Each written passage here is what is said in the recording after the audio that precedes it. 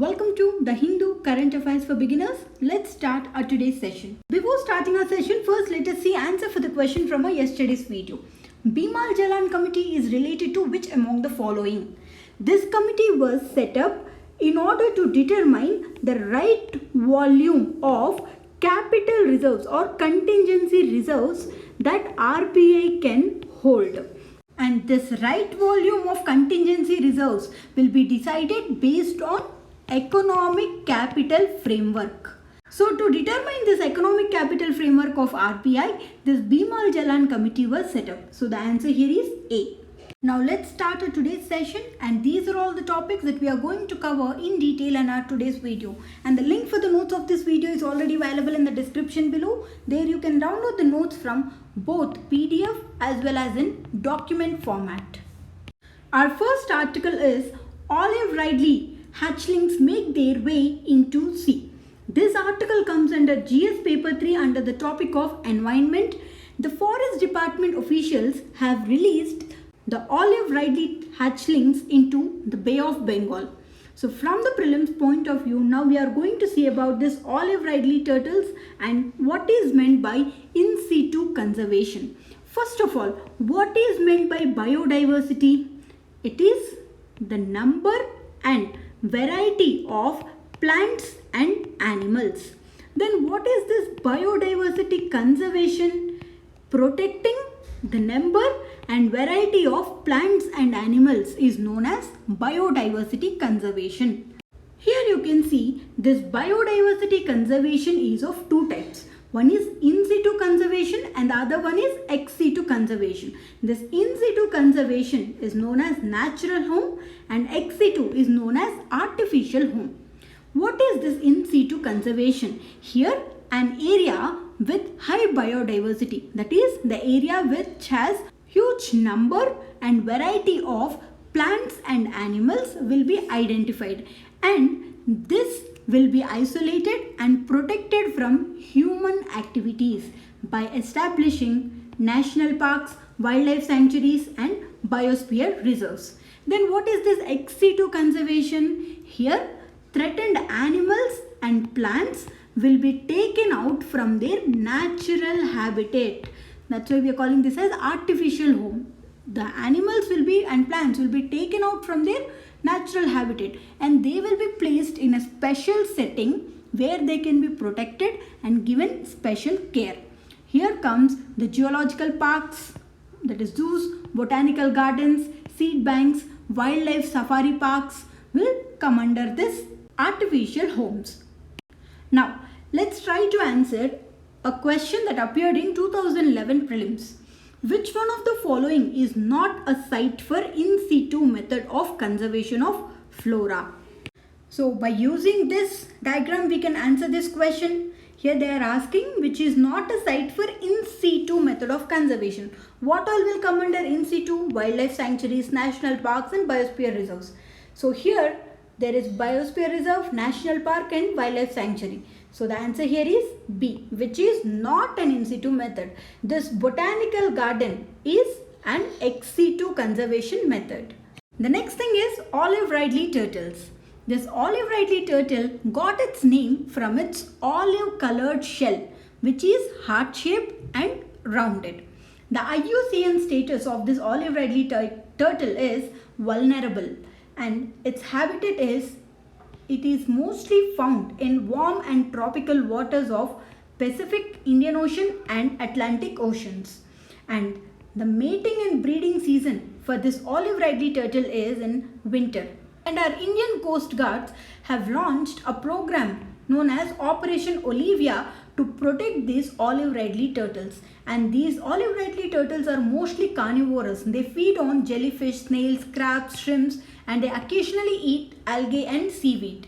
And they nest every year in mass synchronized nestings. In mass numbers, it is a unique nesting phenomenon that could be seen only in these Olive Ridley turtles and Kemp's Ridley. They both have this unique nesting phenomenon which is known as aribadas, that is mass nestings. And if we look into the threats for these olive Ridley turtles are, it is mainly because of poaching for their meat, shell and leather and their eggs, pet trading, accidental killing of adult turtles by getting entangled in the nets and gill nets due to uncontrolled fishing during their mating season around the nesting beaches, and development and exploitation of nesting beaches for ports and tourist centers. And the other threats are predators like dogs and pigs, ghost crab, snakes, light pollution and ingestion of marine debris, which will cause perforation of the digestive system, and exposure to the chemicals will lead to death. Now if we look into some of the nesting sites in India for these olive Ridley turtles, they are Hope Island of Koringa Wildlife Sanctuary in Andhra Pradesh, Gahirmata Beach in Odisha and Astaranga Coast in Odisha, and the beach of Rushikulya River and Devi River mouth are some of the nesting sites in India for this olive Ridley turtle. The next thing is price controls hurting FDI in medical devices. This article comes under GS paper 3 under the topic of economy. According to the data released by Department for Promotion of Industry and Internal Trade, the foreign direct investment in medical sector has reduced from $439 million in 2016 to just $66 million in 2018 due to the price controls. So from the prelims point of view, what is important for us from this article is we should know about this Department for Promotion of Industry and Internal Trade, and what is meant by foreign direct investment and what is this Foreign Investment Promotion Board. And the important thing here which we need to note down here is for medical devices sector, 100% FDI is allowed through automatic route in India. This is for medical devices sector. Now, let us see about this Department for Promotion of Industry and Internal Trade. This was established in 1995 under the Ministry of Commerce and Industry.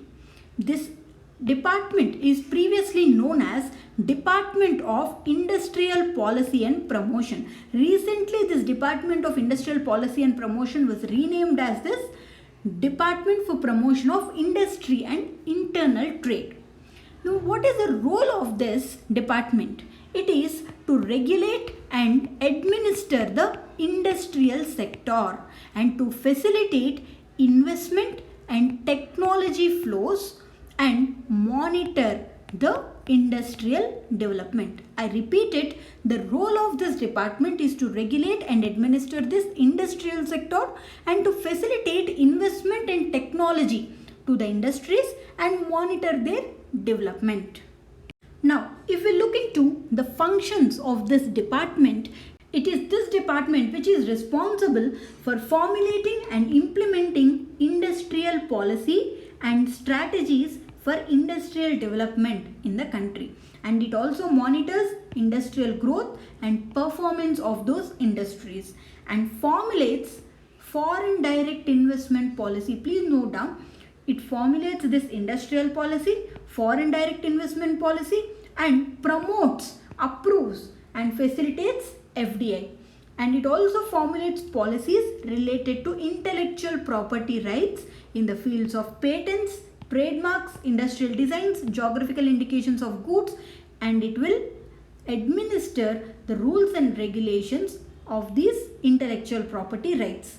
And it administers the Industries Development and Regulation Act of 1951, and it promotes industrial development of industrially backward areas and the northeastern region, and it promotes international cooperation for industrial partnerships, and it works to promote productivity, quality and technical cooperation.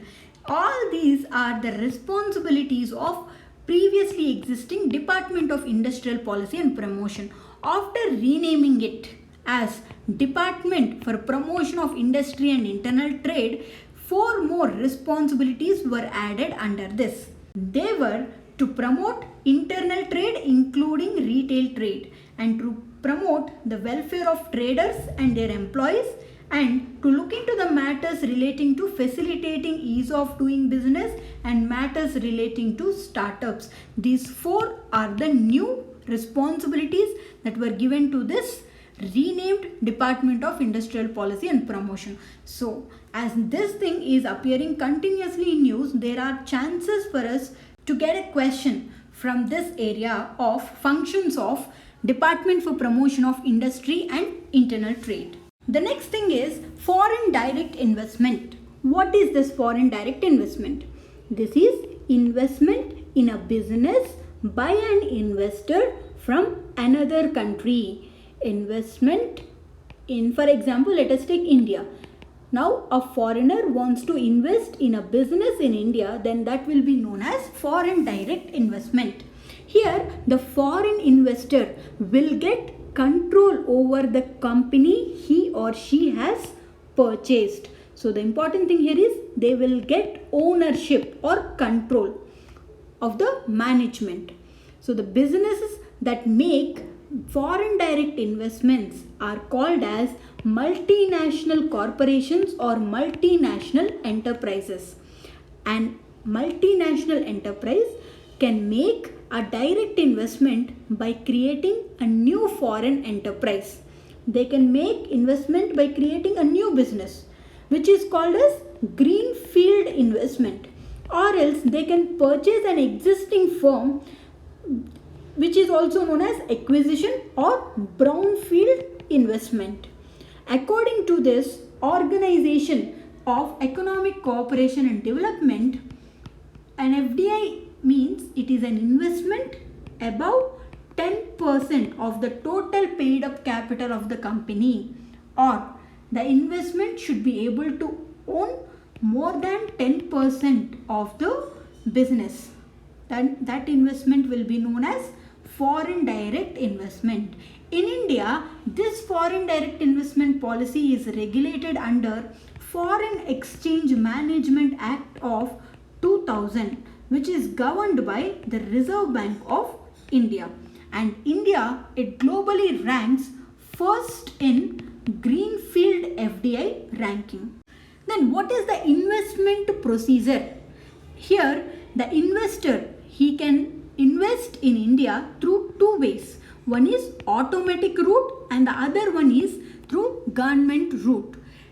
If the investment is through automatic route, the non-resident investor does not require any approval from the Government of India for investment. That is known as automatic route. Then under the government route, before the investment, approval from the government is needed. Here the proposals for that foreign investment under government route will be considered by the concerned ministry or department. And in our notes, I have provided you in which and all the sectors 100% FDI is allowed and through which route, whether automatic route or government route. I have provided you the list of all the FDI limits in India and where foreign direct investment is not allowed in India. So please look into our today's notes. And the next thing is Foreign Investment Promotion Board. This is an inter-ministerial body that is housed in the Department of Economic Affairs in the Finance Ministry. This FIPB was established in order to process the foreign direct investment proposals. We have just now seen about FDI. Then who will give approval to this? We said there are two ways. One is automatic route and the other one is government route. Then what is the function of this FIPB? This FIPB used to process this foreign direct investment proposals. Now an investor want to invest, so he will propose this and this will process it and it will recommend for approval to the finance minister and followed by to the Cabinet Committee on Economic Affairs if the investment amount is more than 3,000 crores. This board was chaired by a chairman Who is the chairman? It is the Economic Affairs Secretary is the chairman of this Foreign Investment Promotion Board. And the other permanent members are, here there is a Secretary of Department of Industrial Policy and Promotion, Commerce Secretary, Economics Relations Secretary, Overseas Indian Affairs Secretary, Small, Medium and Micro Enterprises Secretary, Revenue Secretaries were all part of this FIPB. But is it still existing? No. This FIPB was abolished in 2017 itself. So now who is looking into the processing of this foreign direct investment?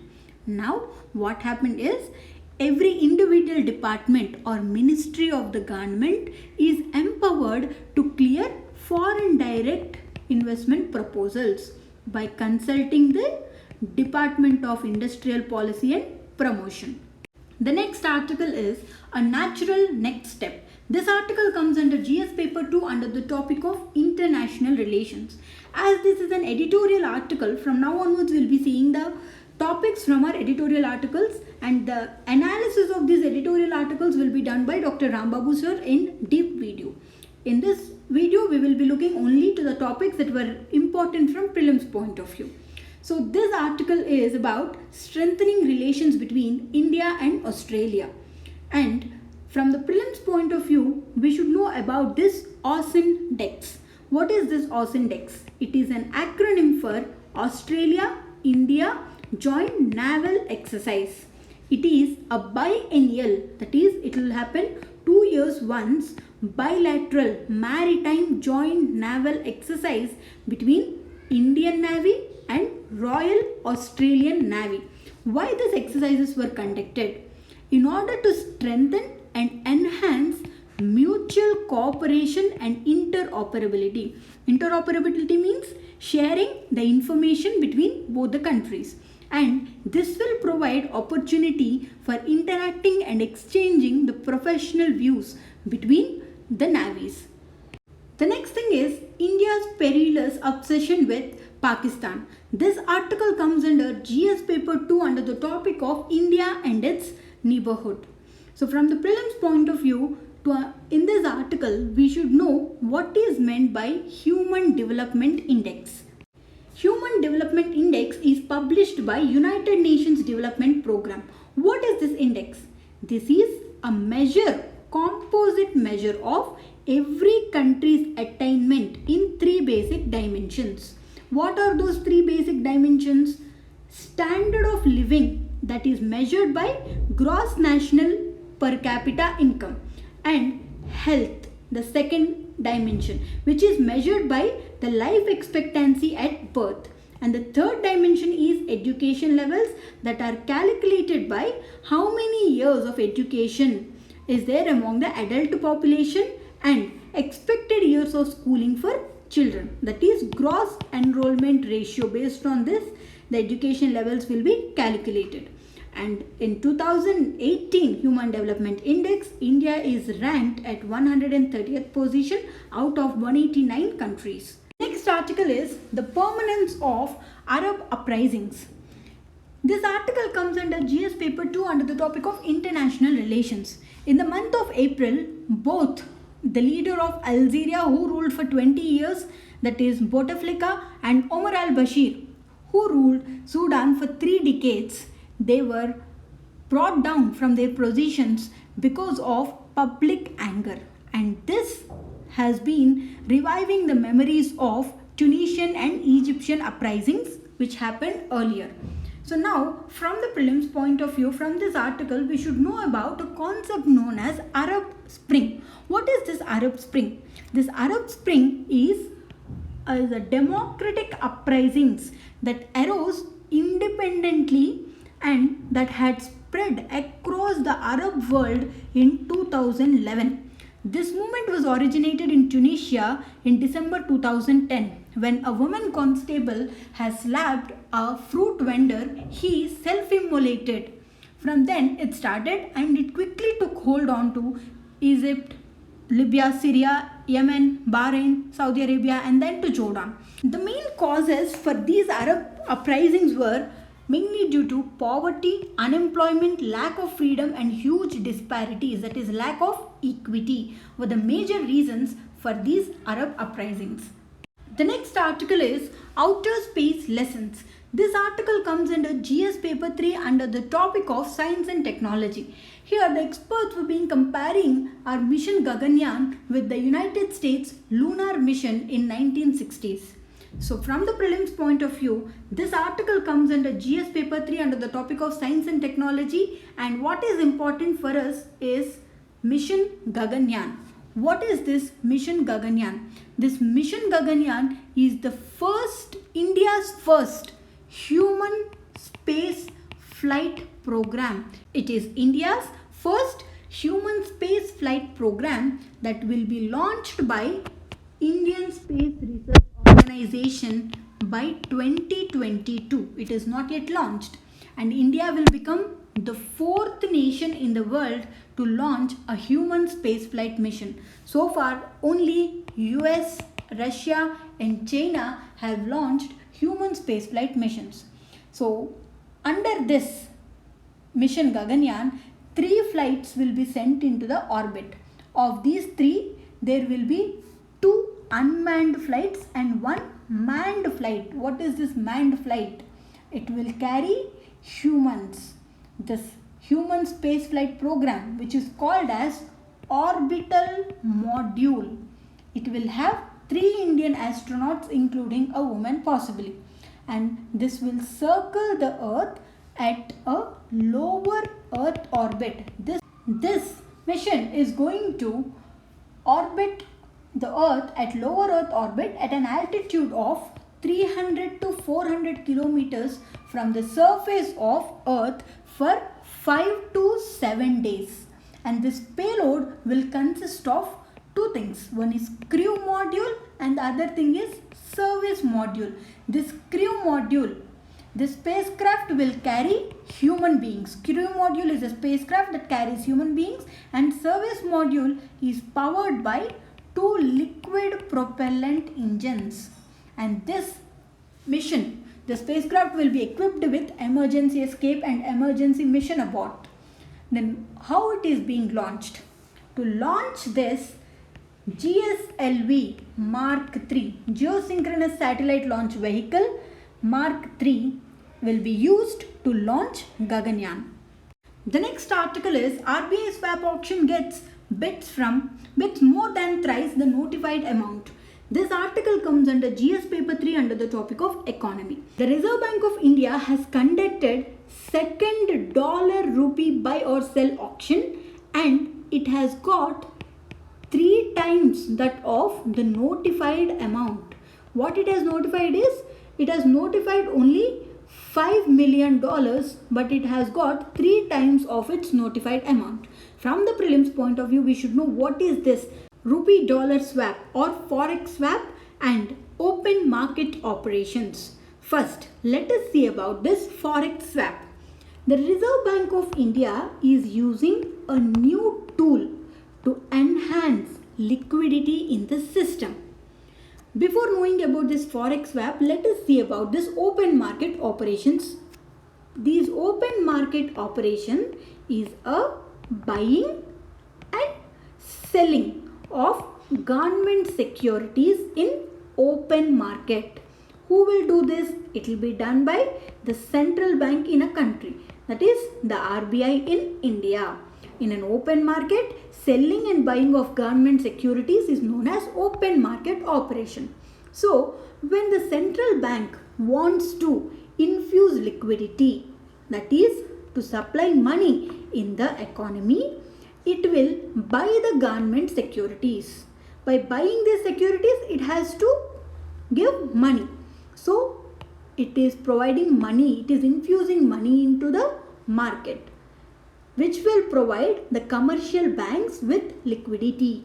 But now the banks were having money with them, so they can lend to their customers at lower interest rates, which will increase money in the hands of people. The next thing is, if the RBI sells these securities, it will curb the liquidity. By selling these, it is sucking off the money from the economy, so that the central bank will indirectly control the money supply and it will influence the short-term interest rates through these open market operations. Then, what is this Forex swap or rupee dollar swap? This is a new tool which RBI is using to enhance, to increase liquidity in the system.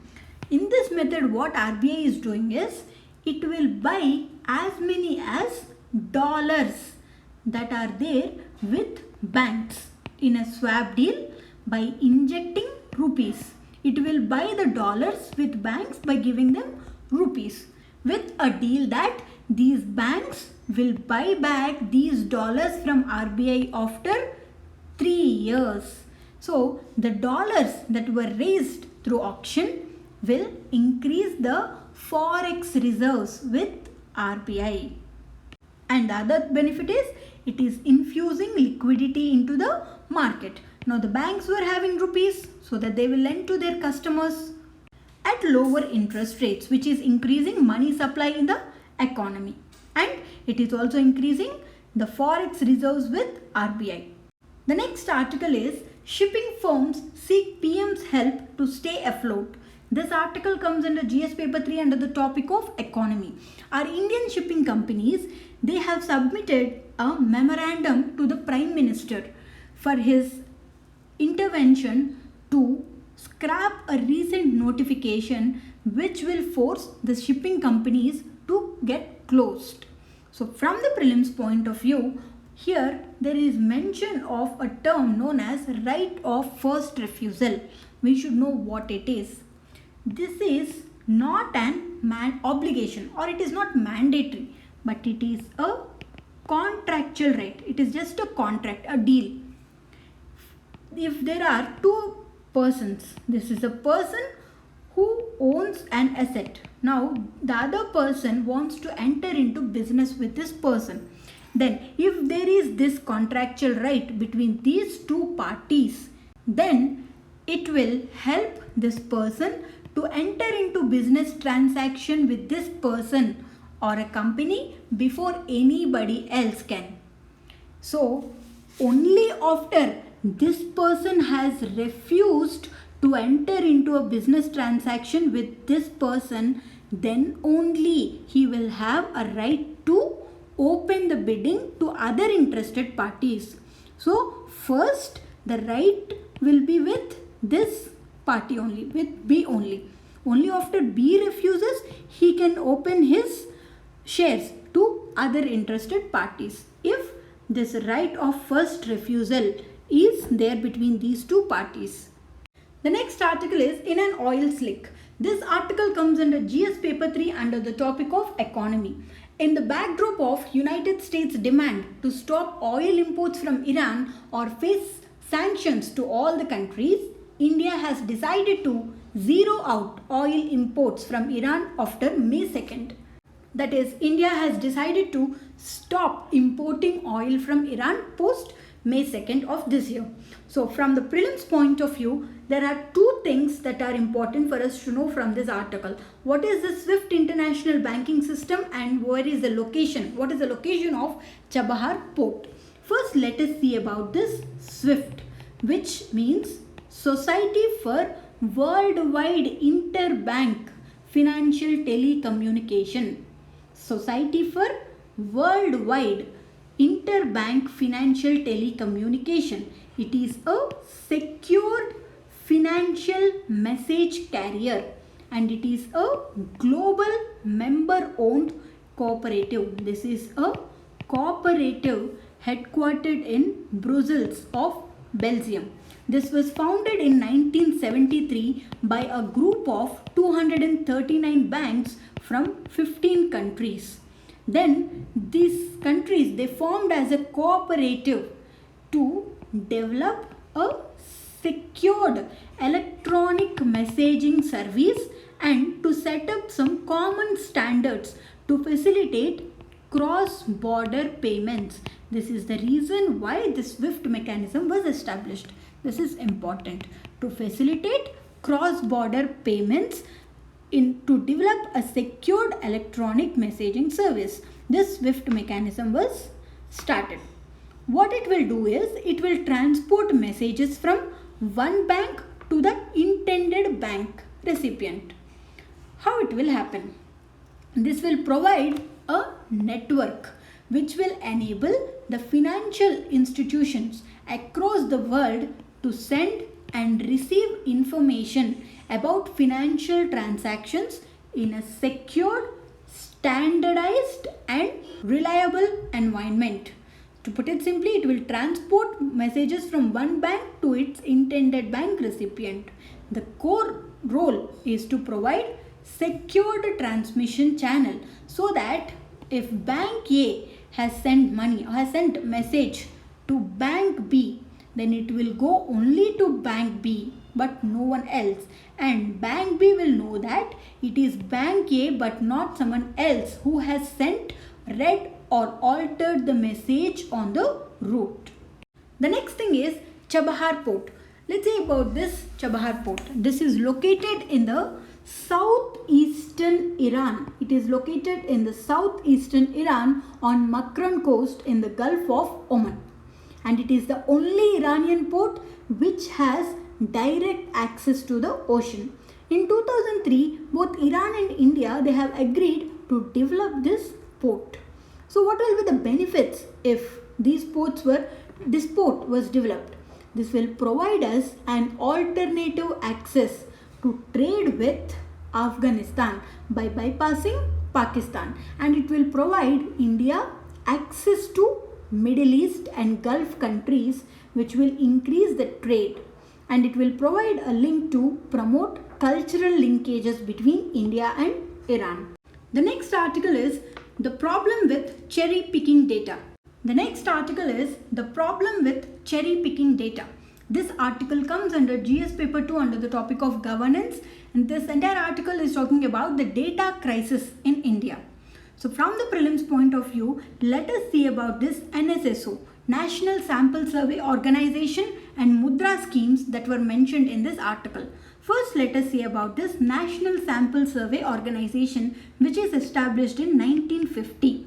This functions under the Ministry of Statistics and Program Implementation. This ministry has two wings. One is Statistics Wing and the other one is Program Implementation Wing. This Statistics Wing is called as National Statistical Office, and this office consists of Central Statistical Office and National Sample Survey Office. The Central Statistical Office is the computer center, and this NSSO is to conduct socio and economic surveys. The main function of this National Sample Survey Office under this National Statistical Office that functions under Ministry of Statistics and Program Implementation is to conduct socio-economic surveys. Please don't get confused by census. Census is conducted by Office of Registrar General and Census Commissioner under Ministry of Home Affairs. But this is to conduct socio-economic surveys, and it functions under Ministry of Statistics and Program Implementation. And the next thing is Mudra Scheme. What does Mudra stand for? It is Micro Units Development and Refinance Agency. The name itself indicates it is a refinancing agency, and it functions under the Ministry of Finance. The objective of this Mudra scheme is to fund the unfunded, that is to provide finance to last mile financiers of small and micro businesses. That means it will fund to the microfinance institutions who will fund to the MSMEs that were engaged in small manufacturing, trade or services. Only to the MSMEs that were engaged in these, to which these MFIs will lend, to them this Mudra Bank will give loans. So the priority here is to SC and ST enterprises, scheduled caste and scheduled tribe enterprises. Then how this bank will classify the borrowers? It classifies in three segments. One is starters, the thing is mid-stage finance seekers, and next level growth seekers. For these starters, the Mudra Bank has launched a loan instrument which is known as Shishu. For them, the loans will be provided up to 50,000 rupees. And for mid-stage seekers, the loan instrument name is known as Kishore, which will provide loans from 50,000 to 5 lakh rupees. And for long stage, next level growth seekers, the loan instrument is Tarun, which will provide loans from 5 lakh rupees to up to 10 lakh rupees. The next article is PNG India guilty of not passing on GST rate cut. This article comes under GS paper 3 under the topic of economy. The Directorate General of Anti-Profiteering Authority has found that the PNG India didn't pass on the GST rate cut benefits and it has got profited by 250 crore rupees. So from the prelims point of view, there are two things we should know from this article. One is profiteering and what is this National Anti-Profiteering Authority. First of all, there is a difference between this profit and profiteering. What is meant by profit? If we do a business and if we get a return more than our investment or expenditure, if there is a surplus, then that is known as profit. Then what is this profiteering? This is unethical or unreasonable excessive profits that were earned is known as profiteering. Let us understand this profiteering with an example. So now, with the introduction of GST rate, let us say meals in a restaurant before GST is taxed at 20.5%. Now, when GST was introduced, this tax rate, these meals were brought under a tax slab of 18%. So, previously, when a 100 rupees meal along with the tax is sold, then it costed at 120.5 rupees. Now, as it is brought under 18% tax slab, then it should cost only 118 rupees. If this restaurant owner doesn't pass on this benefit of 2.5 rupees to the customer and if he still charges only 120.5 rupees even though the tax was reduced, then that is known as profiteering. It is an unethical and unreasonable excessive profits that were earned. So here the complete benefit of GST rate reduction is not transferred to the consumers in the market. So to address this, the Government of India has introduced the concept of GST anti-profiteering, under which a National Anti-Profiteering Authority was set up. Then what is this National Anti-Profiteering Authority? This was established under Section 171 of Central Goods and Services Tax Act of 2017 in order to ensure that the benefits of the reduction or lowered taxes under new GST regime are passed on to the end customers. This authority is responsible for monitoring this transmission of reduced taxes to the end consumers. And this authority consists of a chairman and 4 other senior government officials. And they will hold the office for a tenure of 2 years, and this will be extended by the GST Council if it finds the existence of this authority is needed. Now let's see at today's practice prelims questions. The first question is with regard to this olive Ridley turtles. And the next question is with regard to FDI in India, which among the following is not correct? The next question is with regard to Department for Promotion of Industry and Internal Trade, consider the following statements. Try to answer these 3 questions and post your answers in the comment box. In tomorrow's video, we'll see a detailed explanation for all these 3 questions. And the link for the notes of this video is already available in the description below. Thank you.